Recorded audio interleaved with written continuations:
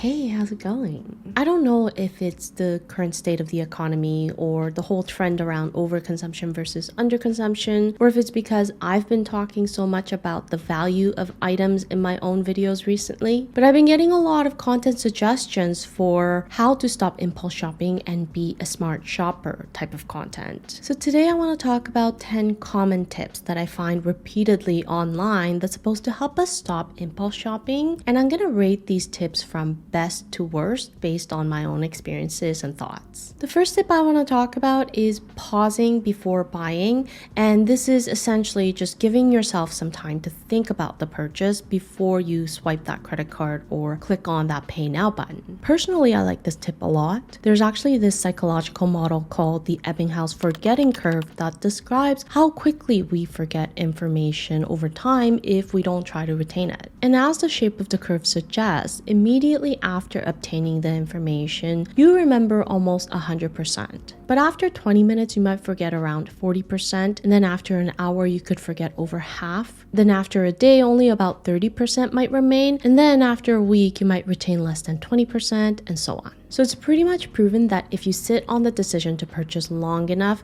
it's far less likely for you to remember it. So I try to sit on the decision for as long as I can just to see if I still want the item. And I know it can be difficult because of the anxiety around the item potentially selling out, or if it's a secondhand purchase, then the anxiety is around the item being a one of a kind and you can't find it anywhere else. But I've learned to use this as a form of practicing detachment, if you will. Like if the item gets sold out, or if it's a secondhand item and somebody else buys it, then I just tell myself that it was never meant to be for me. I also know that I'll probably come across something similar in the future, and if it really lingers on my mind, then that's actually a great indicator about my own style preference. So I might try to analyze what exactly about the item that I fell in love with so much. So I think the tip provides a good practice on letting go of the anxiety and obsession around having that specific item, and it's an opportunity to think more about the elemental details that I like.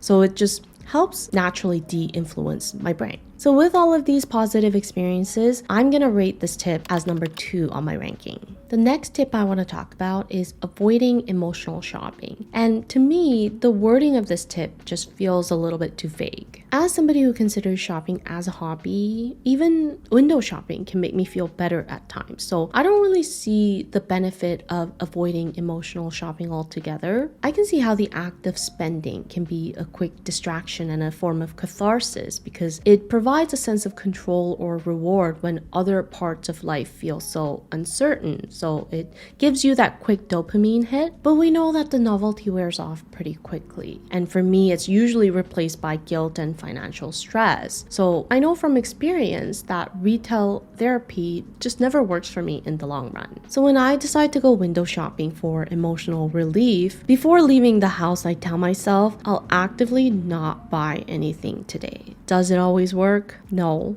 but the little reminder does help. I could take a more drastic measure and just leave my payment methods at home, but it won't really work because you can pay for things with your phone these days, and it certainly won't work for online shopping. So avoiding emotional shopping is a good reminder to keep at the back of your mind that retail therapy is only a band-aid solution, but I wouldn't strictly forbid myself from browsing altogether. So I'm gonna rate this tip at number 8. The next tip I want to talk about is kind of similar to the last one, and it's limiting exposure to triggers. And again, I don't really find this to be a helpful tip as somebody who loves browsing and window shopping for inspiration. This past summer, I tried a 3-month no-buy challenge to avoid shopping out of boredom, but I ended up spending more time doom scrolling. So eliminating the exposure to triggers didn't necessarily make me feel any better about myself, and I can see how working in moderation, like setting a limit, can definitely be better than complete restriction. But it's also my personal belief that the idea of limitations can lead to more desire and longing. So I think there is a chance massive backfire with this one. So I'm gonna rate this tip slightly above the previous one at number 6. Another popular tip that I come across a lot is tracking your impulse buys, and I like this tip a lot. I try to audit my closet pretty frequently, and a habit that I recently started is keeping track of my best and worst purchases of the year. I just think it would be a great end of the year video idea, and I've noticed that this naturally helps me understand why certain items worked or didn't work. I'm taking a lot of learnings from this exercise, and having a better understanding is obviously going to lead to less impulse purchases in the future. The only downside is that this is more of a long-term solution.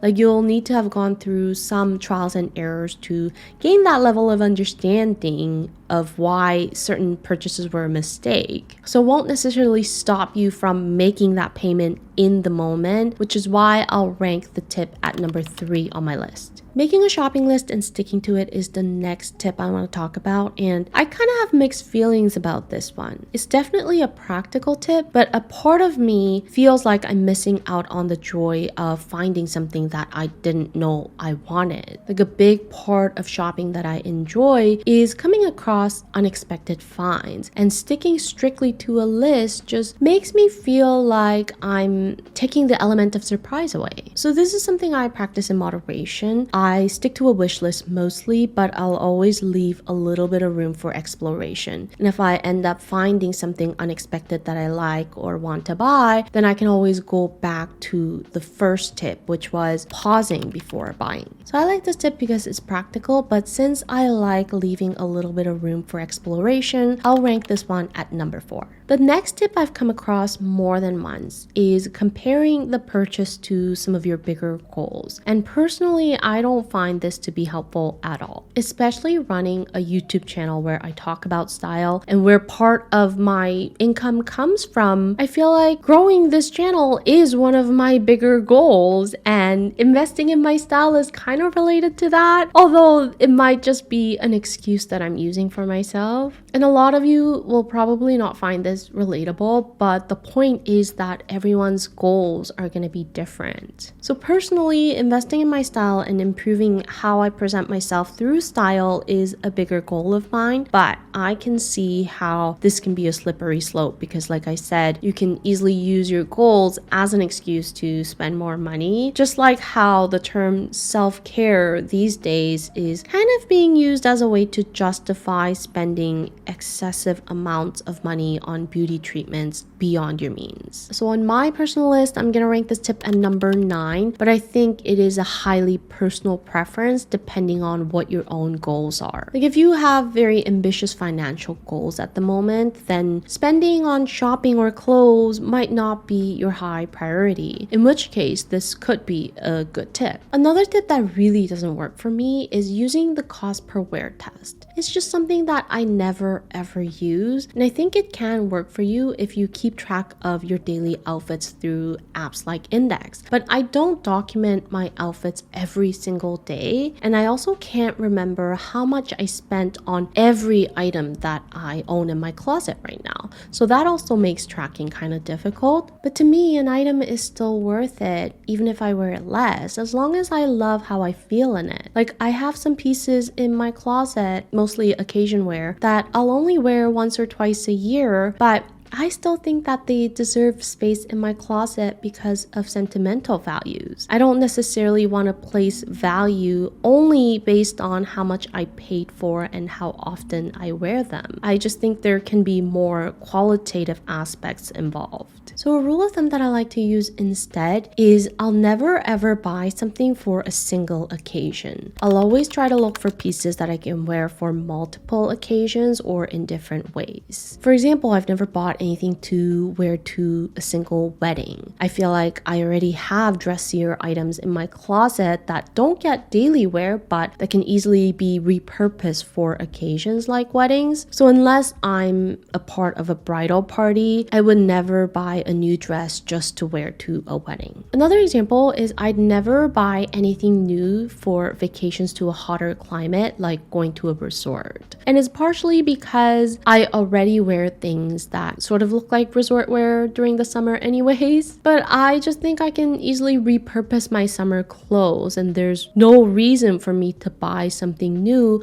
just so I can wear it at the resort. And personally, I've never really understood why resort wear is a separate category of its own. Like, I think it's kind of unnecessary. So because I seldom think about cost per wear, I'm gonna rank it at the bottom at number 10. And this brings me to talk about what I've ranked as number 1 on my list, which is setting a monthly budget. I've just personally found this to be the most helpful, setting a dollar amount to how much I get to spend per month and trying to stick to it as much as possible. Of course, sometimes I go over the budget, but that simply means I'll spend that amount less in the following month. I just think it provides a really good balance that doesn't restrict me from buying entirely, but it also keeps myself and my situation in check. Like, if something I want costs more than my monthly budget, that obviously means I can't afford it because I've set that specific amount as my budget for a reason. I also usually have a pretty good idea of the essentials that I'm running low on, like skincare or hair products and things like that. So I can always budget those in as higher priority items within the given month. And then whatever I have left over, I can spend it on clothes on my wish list or on unexpected finds. I think a potential downside to this is that there's so many financing or buy now, pay later types of systems available, and it gives you this skewed idea about affordability. So if you're drawn to using these systems, it could easily get out of hand if you don't keep track of your purchases. So I have a spreadsheet to keep track of purchases I've made so far or what I'm anticipating to spend within the given month. So this includes the essentials I'm running low on, as well as any remaining installments on those buy now, pay later purchases. And this allows me to still stay within the budget, knowing that I have X amount to pay off first, and that leaves me with a set amount that I'm able to spend on new things. So I'm gonna rate this tip as number 1 on my list. It's just been very effective for me, and setting a fixed amount for my personal spending each month has made the monthly budgeting for all of my finances that much easier. There's 2 more tips that I want to talk about, and both of them fall somewhat in the middle at number 5 and number 7. And number 5 is related to what we just talked about, which is finance, and the tip is to pay with cash. I'm not a huge fan of this tip, even though I love the idea of setting a monthly budget. And maybe this just means that I'm not disciplined enough. But like I said, things like financing or buy now, pay later systems have become so much more popular these days, and I do take advantage of them from time to time. And personally, I think the statement, if you can't pay for it outright, then you can't afford it, is kind of outdated, and it feels controversial to say that out loud. But I think using credit and a healthy amount of debt can still work if you have your finances in check. These are just general money habits that you have to develop. I mean, obviously, don't go all out and crazy on your spendings. No, that's why I have a monthly budget for myself to keep my spendings in check. But as long as you have a system in place that works for you, like setting a monthly budget, I think that credit and borrowing systems can still work. That said, I'm just going to throw the disclaimer out there that I am not a financial expert and I'm not trying to give you advice. I'm just talking about what has worked for me personally. So paying for everything in cash, I'm going to place it right in the middle at number 5. And then lastly, at number 7, I have shop with intention, not boredom. And I sort of talked about it with avoiding emotional shopping and limiting exposure to triggers, that these are well-intended tips, but they're just not specific enough for me because I think it really depends on what the intention is. Is your intention purely out of necessity, like I need a new pair of socks, or is your intention geared towards building consistency in your personal style right now? I just think that we have to first define what that intention is before saying shop with more intention or don't shop out of boredom. Like, I feel like The word intention is so overused these days. A lot of people will say live more intentionally, shop more intentionally, but I don't think that we spend as much time actually defining or articulating what that intention is for us personally. And similar to goals, everybody can have different priorities when it comes to intentions, especially with style. For one person, the intention can be about functionality and practicality, but for another person, it can be more about creativity and exploration. And if your intention right now is to explore with your style, then from the outside, it might look like you're just shopping out of boredom because you don't have a set idea of what exactly you want to buy. But that is sort of the whole point, is to explore. So I think for me, the phrase shop with intention is a little too vague and broad of a statement to use as a tip, although it is well intended with the purpose of reducing mindless consumption, which is why I decided to rank it at number 7. If I were to throw in my own tip that I found helpful, for every item that I want to buy or that I'm thinking about buying, I try to come up with ways I can live without it. So coming up with reasons why I shouldn't buy it. And this usually leads me to asking questions like, do I have something similar in design or fit or intended purpose? Or can I live with less variety? Like, do I really need this in every single color?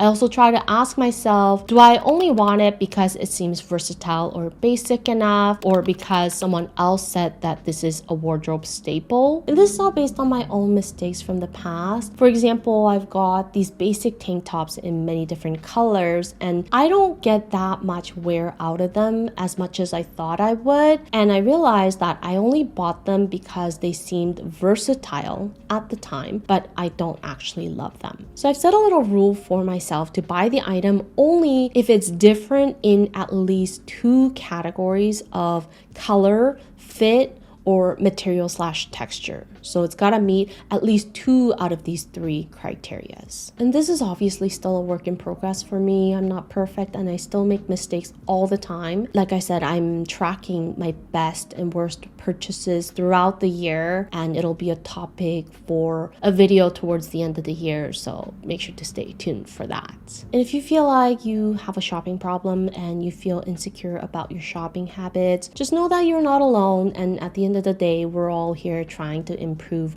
ourselves. And I know the feeling all too well from experience. But if you're interested in this topic, I have a video where I talk about how I got over my obsession with luxury goods and my thought process around how much to pay for an item is actually worthwhile. So I'll link the video up here for you to check out next. I hope you liked the video, and I'll see you in my next one. Until then, stay unique and stay gorgeous.